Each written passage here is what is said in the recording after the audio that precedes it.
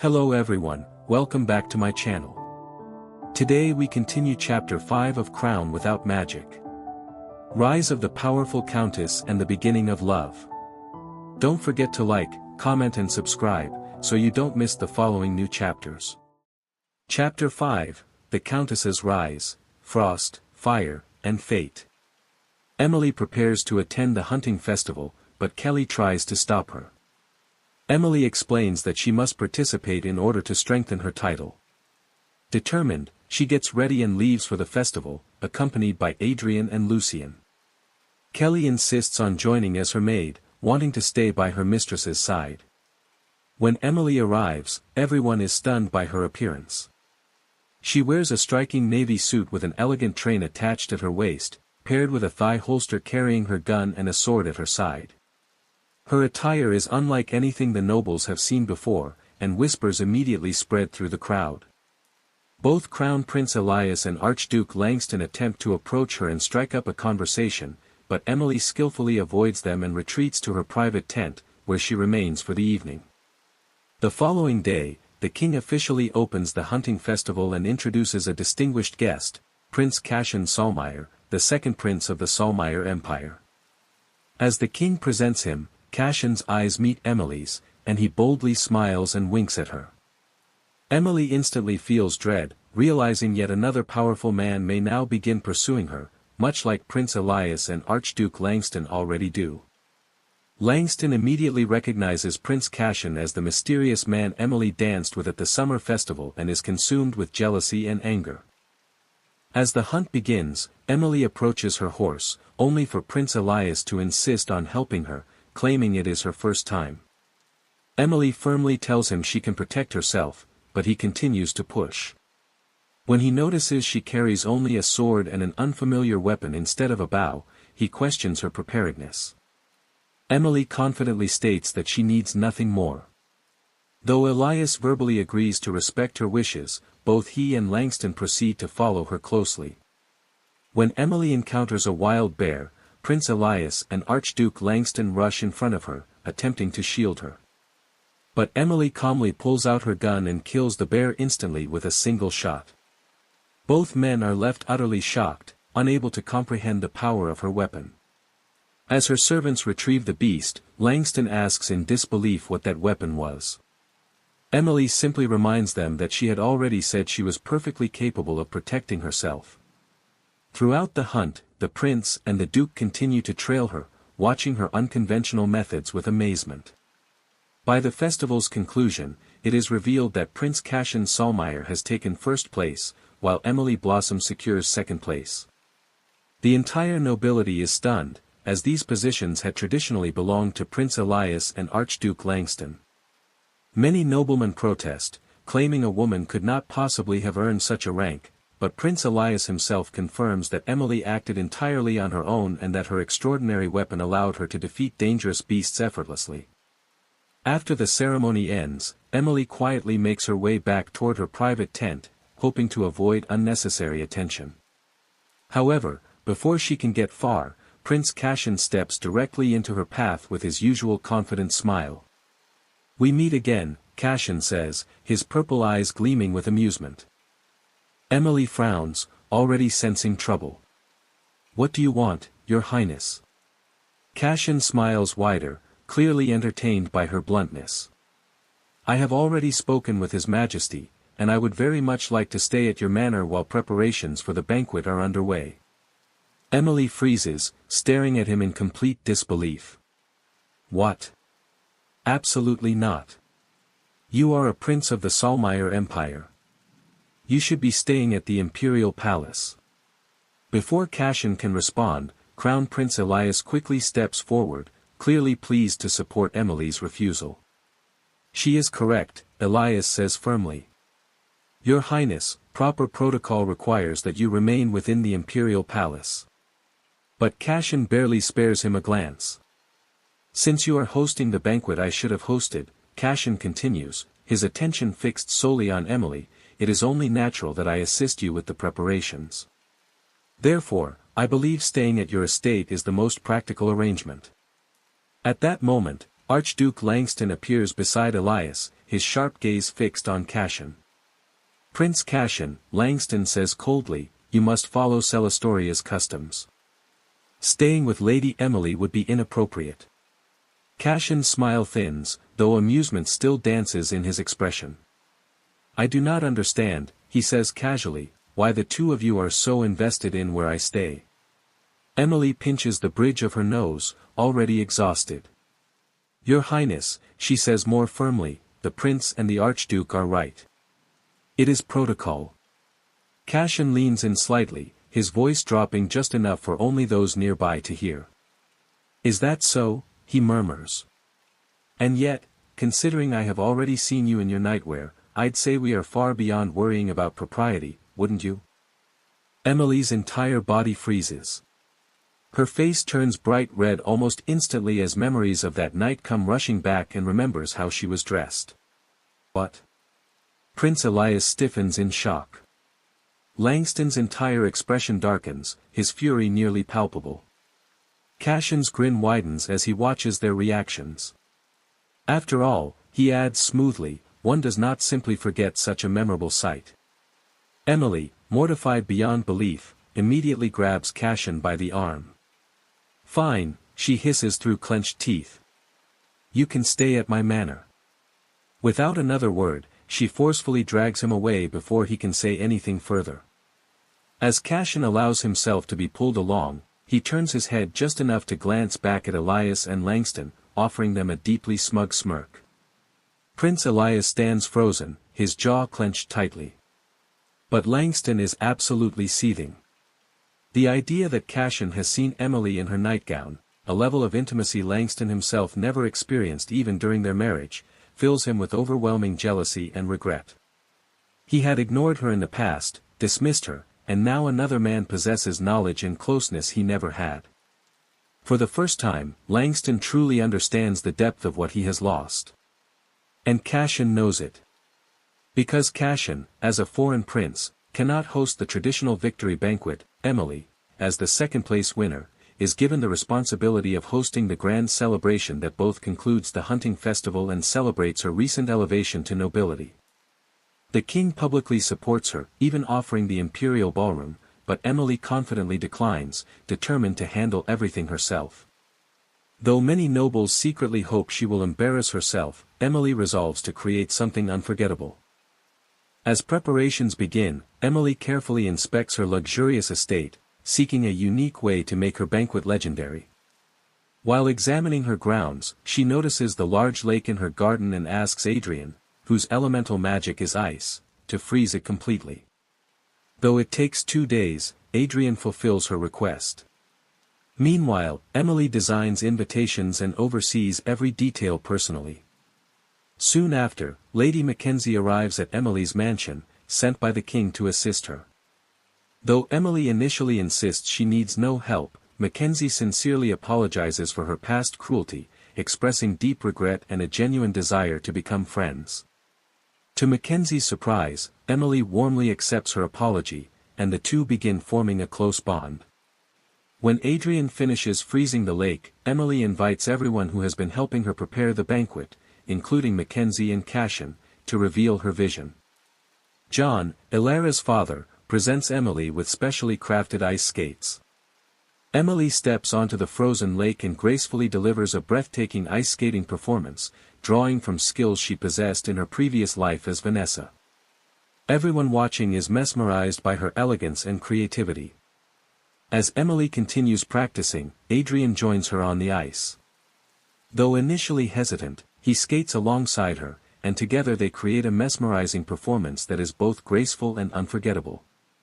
Their routines become the highlight of the banquet preparations, while Emily and Mackenzie grow even closer, discovering many shared interests and forming a genuine friendship. 2 weeks later, the banquet arrives. Nobles from across the kingdom attend, many expecting Emily to fail spectacularly. At first, guests are displeased to learn the banquet will take place outdoors, but upon entering Emily's transformed gardens, they are left speechless. The estate is a masterpiece of modern and fantasy-inspired architecture, illuminated beautifully beneath the night sky. Emily welcomes her guests dressed in a dignified and stunning outfit, raising a toast to mark both the end of the hunting festival and her official debut as a noble countess. As the evening unfolds, the highlight begins. Emily appears masked upon the frozen lake, delivering an astonishing solo skating performance. Her grace captivates the crowd. Soon, Adrian joins her, and together they perform an extraordinary ice dance that leaves every noble utterly enchanted. Their synchronized skating, elegance, and skill become the talk of the kingdom. Afterward, Emily changes back into a formal gown that matches her first outfit and resumes hosting. Overwhelmed by nobles questioning her about the ice performance and her estate design, she briefly escapes into a quieter part of the garden for fresh air. There, she encounters a pink-haired woman.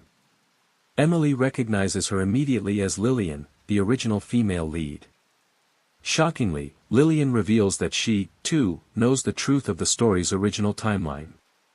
Lillian confesses that she was meant to be the female lead and that Emily's role was supposed to end tragically in the slums. Furious, she accuses Emily of destroying the intended plot and warns her that changing fate will come with devastating consequences.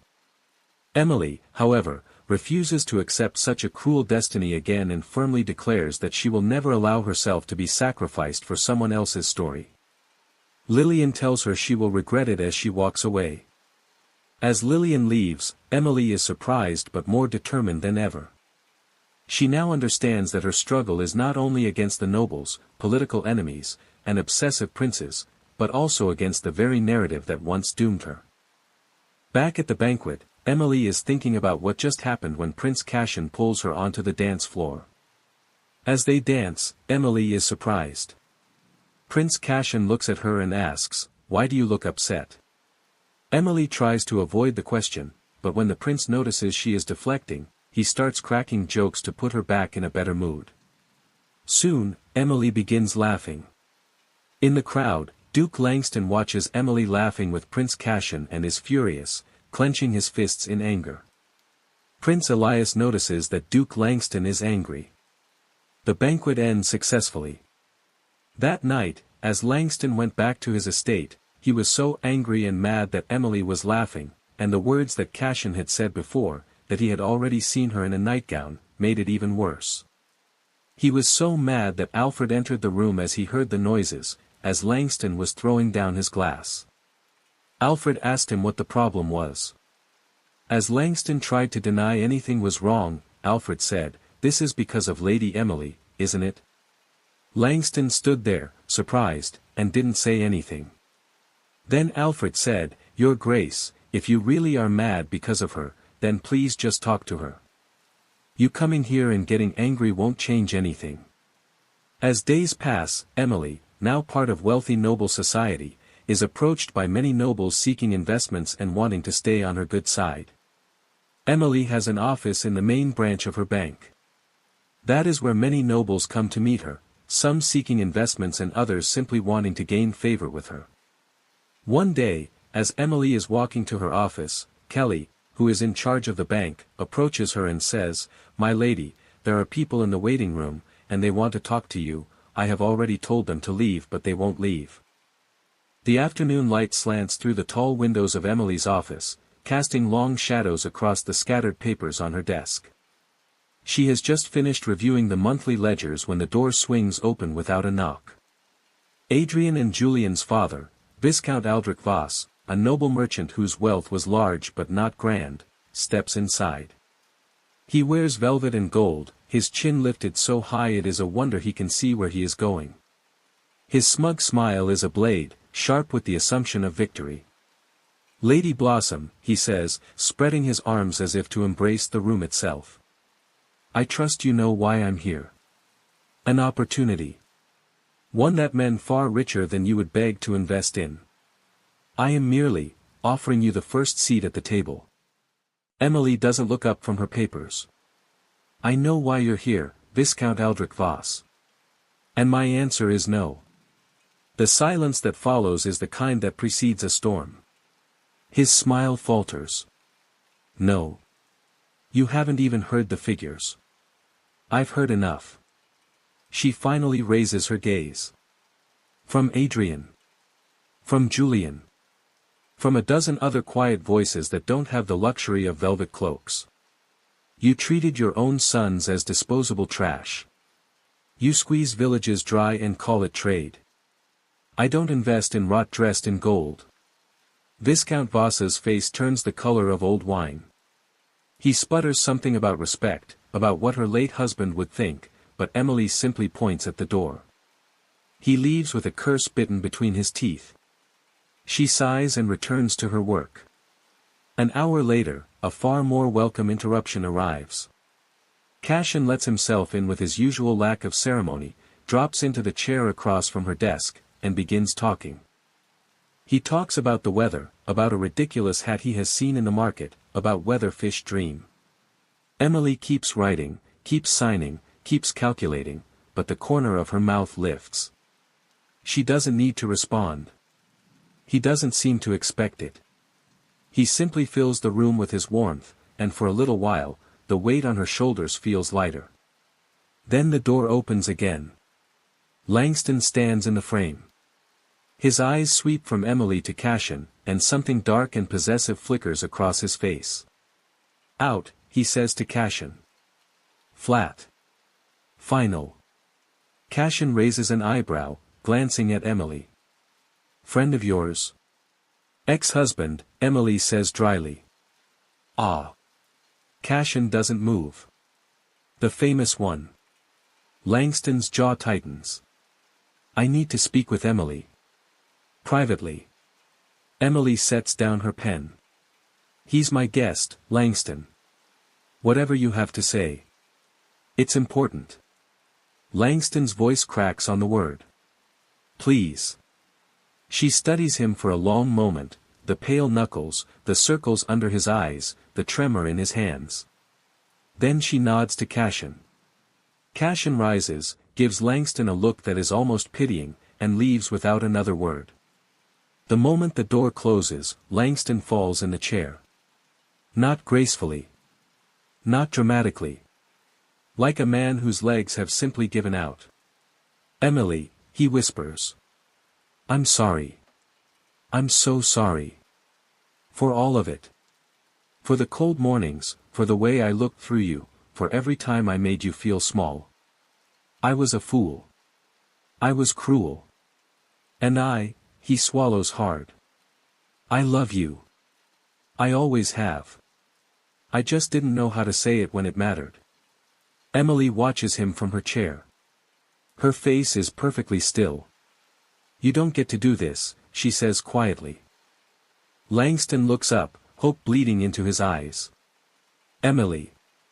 Just because I am powerful now, she continues, rising to her feet, just because this county bows to me and my name means something, that does not mean you can walk back into my life and pick up where you left off. We are divorced, Langston. Those papers weren't a pause. They were an end.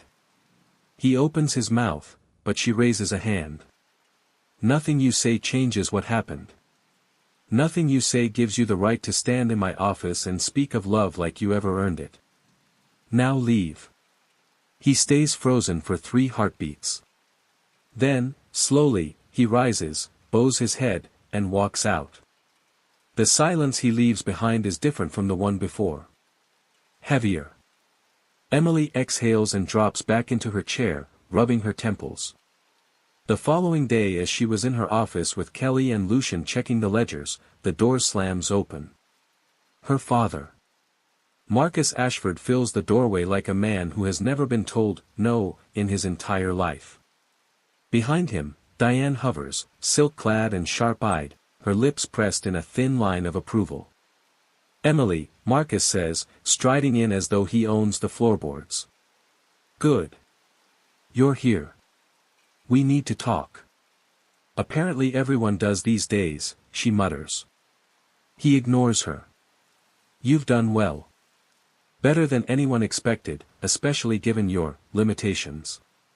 His eyes flick to her chest, where a non-magical heart beats beneath scars he has never bothered to ask about. But now it's time to be smart. You'll bring everything under my control. The wealth, the business contracts, the county's authority. I'll manage it.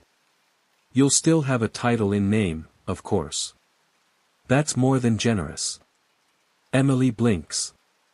Then she laughs. It starts as a chuckle, then grows, until she is bent over her desk, sides aching, tears pricking her eyes. Then she turns to Kelly and Lucian at her sides, then asks them if what she just heard was true or she was just imagining things. Her father's expression curdles from smug to confused to furious. Are you deranged? He snaps. She straightens, wiping her eyes, and the laughter stops as though it had never been. Her face is granite. Kelly, Lucian, please can the two of you give us some space, Emily said. Kelly and Lucian walk out and close the door behind them. Let me make something very clear, she says, standing up from her desk. My name is Emily Blossom. Not Ashford. Not anymore, not ever again. You are nothing to me. Not family. Not authority. Nothing. Marcus takes a step forward, his face darkening. You ungrateful little. He raises his hand. Emily's pistol is in her grip before his arm reaches its apex. The barrel stops an inch from his nose. The room goes cold. I know you investigated me, she says softly. So you know what this is. One shot. Instant. No magic shield, no counterspell, no resurrection. Just a hole where your face used to be. Marcus goes white. His hand hovers in the air, frozen. Don't, Emily whispers. Don't ever raise your hand to me again. Diane steps forward, her voice dripping with practiced guilt. Emily, I am your mother. No. Emily doesn't even look at her. A mother protects her child. A mother loves her child. You threw me away because I had no magic. You let him, her voice dips lower, you let both of them treat me like garbage because I wasn't useful to you. So don't you dare speak to me about mothers. She lowers the gun slightly, but her eyes stay deadly. I have no magic, she says. And yet I am more powerful than either of you have ever been. This weapon is stronger than your fire, your lightning, your precious noble bloodlines. Now get out of my office before I decide to test that fact on living flesh. They flee. Marcus stumbles over the threshold. Diane's silk train tangles around her ankles. The door slams behind them, and for one blessed moment, Emily is alone. Until a soft sound makes her turn. Prince Cassian leans against the interior doorframe that leads to the adjoining library, arms crossed, expression unreadable. He has heard everything. How much, she cannot guess. All of it, probably.